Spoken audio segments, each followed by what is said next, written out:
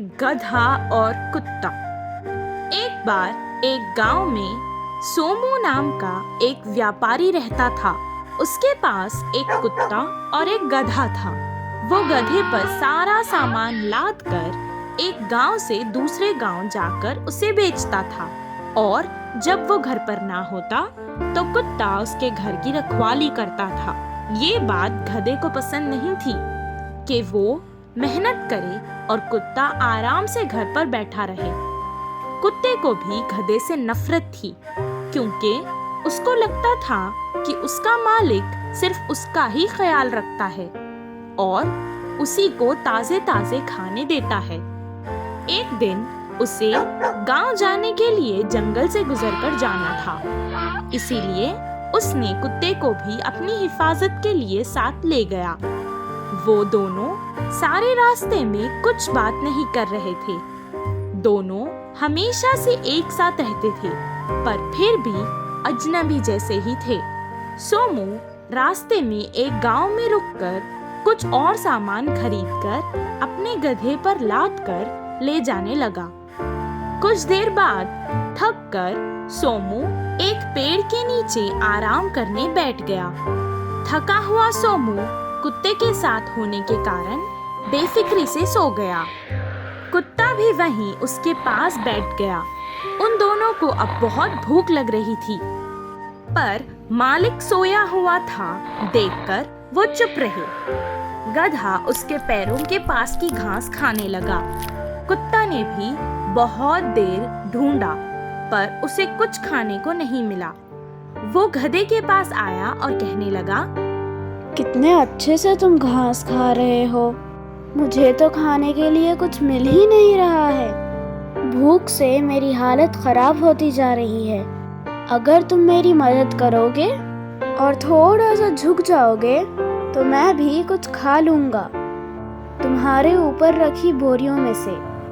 नहीं, मैं तुम्हारी कोई मदद नहीं कर सकता।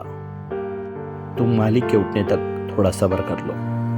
अगर तुमसे वो नहीं होता तो जाओ मालिक को उठा लो। कुत्ते को डर था कि अगर उसने मालिक को जगा दिया तो वो उसे उठकर मारेगा, इसीलिए वो डर कर चुपचाप बैठ गया। कुछ देर में वहां से एक भेड़िया गुजर रहा था। जब उसने गधे को देखा तो उसके मुंह में पानी आ गया। वो उसका शिकार करना चाहता था। जब गधे ने भेड़िए को देखा तो वो डर गया, और अगर वो भागेगा तो मालिक उसे नहीं छोड़ेगा सोचकर वो कुत्ते के पास गया और कहने लगा, जाओ अभी मालिक को उठाओ, वरना ये भेड़िया मुझे खा जाएगा। कुत्ता गधे पर बहुत गुस्सा था, इसीलिए उसने गुस्से में कहा, भेड़िया आए या शेर, मुझे उससे क्या। मैं तो मालिक को नहीं उठाने वाला, चाहे जो हो जाए।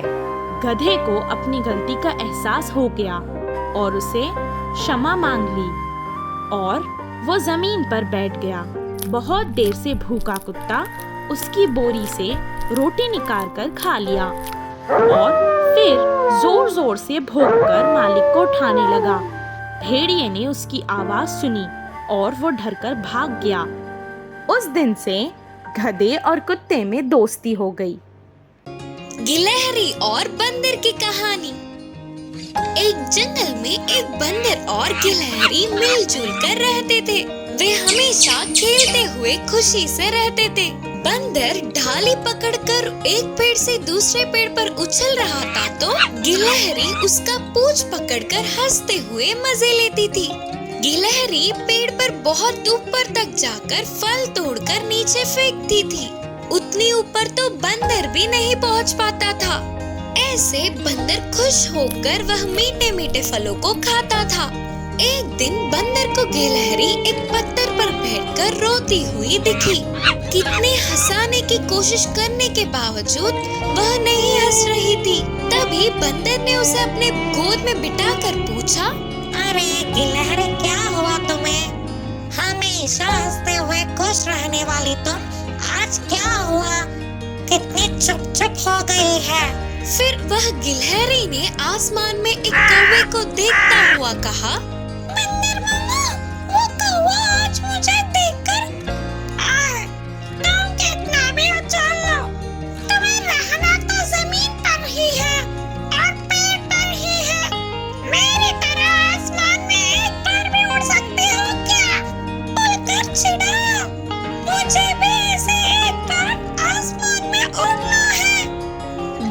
हुए फिर से दुखी हुई। उस पर बंदर ने हंसते हुए कहा, बस इतने से बात के लिए तुम इतने दुखी हो? मैं कभी कभार बाजू के गांव में जाता हूँ ना, वहाँ के बच्चे पतंगों को कागज से बनाकर उसको रस्सी से बांधकर हवा में उड़ाते हुए खेलते हैं। उस पतंग से तुम्हें बांधकर उड़ाया तो उस कौवे से क्या, हंस से क्या, चील से भी ऊपर जा सकती हो। तुम यहीं पर यह अमृत खाओ। मैं जाकर किसी भी तरह एक पतंग हासिल करके 1 घंटे में पहुंचता हूँ। बोलकर बंदर गाँव गया। उधर एक घर के बाहर पलंग पे रखी हुई एक बड़ी पतंग को और रस्सी को उठा लाया। गिलहरी को सावधानी से पकड़ के रस्सी से बांध कर कहा, हवा से आसमान में पतंग यहाँ वहाँ ऊपर नीचे इधर उधर उड़ता रहता है। तुम बिल्कुल भी डरना नहीं, और अचानक रस्सी छूट जाए तो इसी जंगल में वो किसी पेड़ पर ही गिरता है। तभी मैं आकर पेड़ों पर खोदते हुए तुम्हारे पास आऊंगा। बोलकर बंदर ने डर को दूर करके पतंग को हवा में उड़ाया। गिलहरी ठीक है बोलकर ऐसे ही खुश होकर हवा में उड़ते हुए कौवे को देखकर बोलकर चिढ़ाने लगी। 2 हिरणों की दोस्ती। एक जंगल में 2 हिरने थे। वे बचपन से ही बहुत अच्छे दोस्त थे।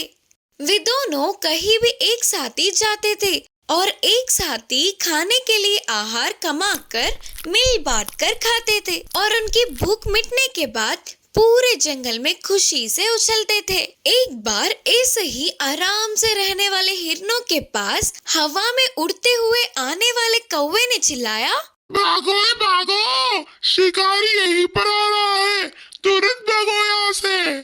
उस कौवे की बातों को सुनते ही 2 हिरने एक क्षण की भी देरी ना करते हुए उधर से भागने लगे। बहुत दूर आने के बाद उन्हें पता चला कि वे रास्ता भटक गए। भाग भाग कर थक गए होंगे ना, तो उन्हें बहुत तेज की प्यास लगी, लेकिन कहीं पर भी पानी नहीं दिखा। पानी की खोज में और थोड़ी दूर गए। एक जगह पर मटके में थोड़े से पानी दिखे। पहले से ही दोनों हिरन बहुत प्यासे थे। ज्यादा पानी पीने पर ही उनकी प्यास बुझेगी। उस पूरे मटके के पानी पीने पर भी उनमें से एक की भी प्यास पूरी तरह से नहीं बुझेगी। तब पहली हिरन ने कहा, इस पानी को तू पी ले, वैसे भी मुझे उतनी प्यास नहीं लग रही है। नहीं नहीं, तू पी ले, मैं कुछ भी सह लूंगी, लेकिन तू प्यास सह नहीं पाएगा ना। ऐसे दोनों तू पी ले नहीं तू पी ले करके एक दूसरे को बोलने लगे। ऐसे तो कोई फायदा नहीं करके आखिर में दोनों ने मिलकर पानी पीने का निर्णय किया। दोनों एक साथ ही पानी पीते हुए बहुत देर हो गई, फिर भी मटके में से थोड़ी सी भी पानी कम नहीं हुई। ये सब कुछ पेड़ के ऊपर से देखने वाला बंदर नीचे उतरकर उन हिरणों के पास आकर पूछा, तुम दोनों पानी क्यों नहीं पी रहे हो? अगर मैं पानी पीऊंगी तो मेरे दोस्त के लिए कम होगा ना। मैं तो मेरे दोस्त के लिए ही नहीं पी रही हूँ। उनके जवाब को सुनकर बंदर चौंक गया और बोला, तुम लोगों ने एक दूसरे के लिए त्याग किया है। दोस्त हो तो तुम दोनों के जैसे होना चाहिए। बोलकर उनकी बहुत तारीफ की। उसके बाद वह बंदर पास की एक छोटी सी तालाब के पास ले गया। उधर दोनों हिरणों ने पर्याप्त पानी पीकर अपनी प्यास को बुझा लिया। इस कहानी की शिक्षा है कि दोस्ती किसी चीज का लालच नहीं करता, बल्कि देना सिखाता है। मायावी घोड़ा। एक जंगल था। उस जंगल में कभी कभी एक राक्षस आकर अपने भोजन के लिए हाथ आए हुए जानवर को ले जाता था। उस राक्षस के आने पर अपने प्राणों को हथेली में रखे डर डर के रहते थे सारे बाकी के जानवर। इस बार वह राक्षस आया और सारे जानवरों को डरा के बकरी को उठा ले गया। इसी जंगल में एक घोड़ा था। वह बहुत ही सीधा साधा था, लेकिन उसके मासूम होने के कारण उस जंगल के बाकी के जानवर उसे हमेशा चिढ़ाते थे। हिरन ने कहा, अरे ओ घोड़े, इस पूरे जंगल का चक्कर काटना होगा, मुकाबला हो जाए क्या? फिर लोमड़ी ने कहा, वो क्या भागेगा, ऊपर से डरा हुआ। बोलते हुए लोमड़ी छिड़ाने लगा। उन बातों से सारे जानवर हंसकर छिड़ाने लगे। मैं सबकी तरह ही हूँ ना, लेकिन फिर भी मुझे ये क्यों रुलाते हैं ये लोग हमेशा। मैं इनके साथ नहीं रहूंगा, कहीं दूर दूसरी जगह चला जाऊंगा। सोचते हुए उदास होकर उधर से चला गया घोड़ा। ऐसे अकेला जाने वाला घोड़ा डर डर के आगे बढ़ने लगा। इतने में उसके सामने एक अनोखा रूप प्रत्यक्ष हुआ तो घोड़ा और डर गया। उस अनोखा रूप ने कहा, नहीं दोस्त, मैं तुम्हारी मदद करने आया हूँ। लगता है तुम किस परेशानी में हो। तुम्हारी परेशानी बताओ, मैं दूर करूँगा। ऐसे उसके इतने अच्छे से बात करने पर घोड़े को बहुत हिम्मत मिली और उसने अपनी सारी परेशानियों को बताया। फिर उस अनोखे रूप ने कहा, तुम्हें देखकर मुझे बहुत दया आ रही है। ठीक है, कोई बात नहीं, मैं तुम्हें मायावी घोड़ा में बदल दूंगा। उससे तुम तेजी से भाग सकोगे, किसी से भी जीत सकते हो। बोलकर उसे मायावी घोड़े में बदल दिया। वह बहुत शक्तिशाली बनने पर घोड़ा बहुत खुश हुआ और तेजी से भागते हुए अपने लोगों के पास आया। क्यों रे, फिर वापस आ गया? मुकाबले करने के लिए तैयार हो क्या? इसके कारनामों को देख लगता है कि ये किसी ना किसी दिन मरेगा ही। उनके साथ ही बाकी के सारे जानवर भी घोड़े को चिढ़ाते हुए हंसने लगे। फिर भी उन सब के बातों को अनसुना करते हुए घोड़ा बस चुपचाप घास खाने लगा। फिर थोड़ी देर बाद बड़े बड़े आवाजें करते हुए राक्षस वहां आया तो सारे जानवर डर के भागने लगे। राक्षस लोमड़ी को उठाकर ले गया। इस बार राक्षस के पीछे ही घोड़ा तेजी से भागने लगा। फिर राक्षस के साथ युद्ध के मैदान में उतरा। आखिर में मायावी घोड़े के हाथों राक्षस मर गया। लोमड़ी को लेकर घोड़ा अपने लोगों के पास आई। ऐसे उतने बलशाली राक्षस को घोड़े ने किस तरह हराया करके लोमड़ी अपने बाकी के सभी जानवरों से बोली। सारे जानवर चौंक गए। फिर घोड़े ने कहा, हमारे बल जानने के लिए हम आपस में मुकाबला करना नहीं, बल्कि हमारे दुश्मन से जीतना काफी है। तब सारे जानवरों ने घोड़े को छिड़ाने के लिए क्षमा मांगा। उस राक्षस से पीछा छूटने पर सारे जानवर खुशी से घोड़े को अपना नेता बनाया।